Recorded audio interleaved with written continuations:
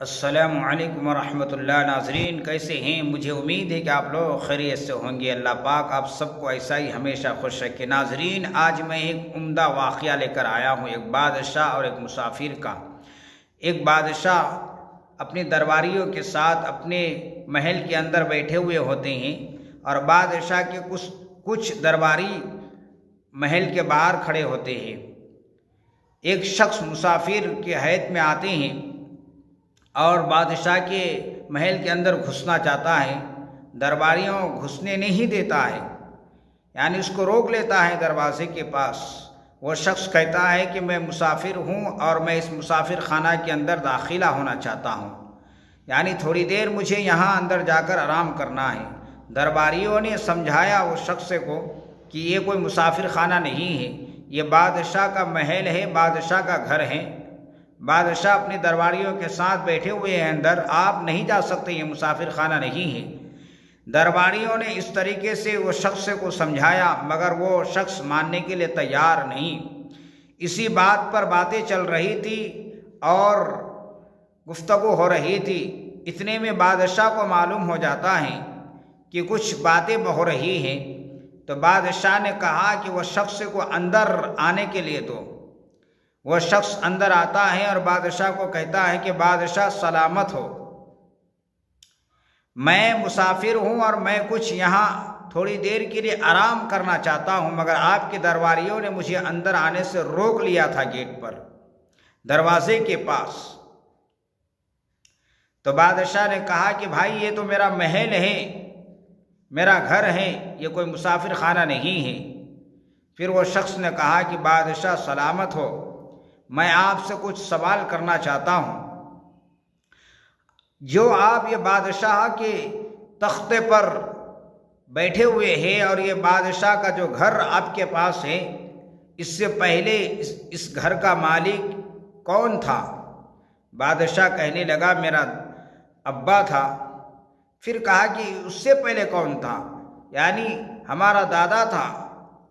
اس طریقے سے جب اس نے کہا تو وہ مسافر نے کہا کہ بادشاہ آپ بتائیے، آپ سے پہلے آپ کے والد صاحب کا تھا، پھر آپ کے دادا کا تھا، اور اب آپ اس کے مالک ہیں۔ ایک وقت وہ آئے گا کہ آپ نہیں رہیں گے، پھر کوئی اور اس کا مالک ہو جائے گا، اس مکان کا، اس گھر کا، اس محل کا۔ تو یہ بتائیے، یہ تو مسافر ہی خانہ ہے۔ مسافر خانہ میں تو انسان ایسا ہی تو رہتا ہے، ایک دن یا 2 دن یا 3 دن یا 1 مہینہ رہتا ہے، پھر وہاں سے چل بستا ہے۔ تو اسی طریقے سے انسان آتا ہے اور چلا جاتا ہے، تو یہ مسافر خانہ ہی تو ہے، اور کیا ہے۔ اور آپ کو معلوم ہے بادشاہ کون تھا؟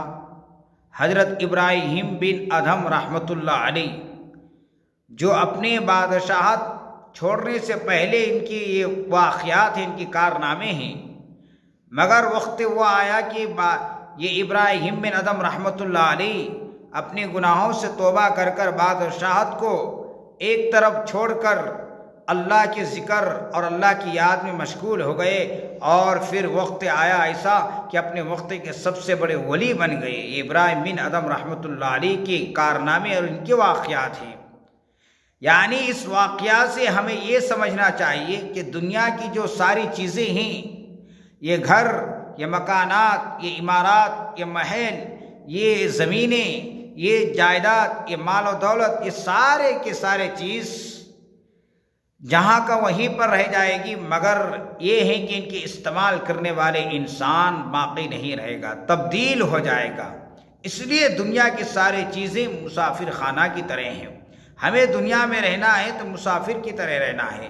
نبی کریم صلی اللہ علیہ وسلم ارشاد فرماتے ہیں کہ بہترین مسلمان وہ ہیں جو اپنے آپ کو مردار کی فہرست میں شمار کریں، اور اپنے آپ کو اس طریقے سے دنیا میں رکھیں جیسے ایک مسافر کے پاس ساز و سامان ہوتے ہیں۔ جس طریقے سے ایک مسافر رہتا ہے، اس طریقے سے دنیا میں رہیں، یہی بہترین مسلمان ہونے کا پہچان ہے۔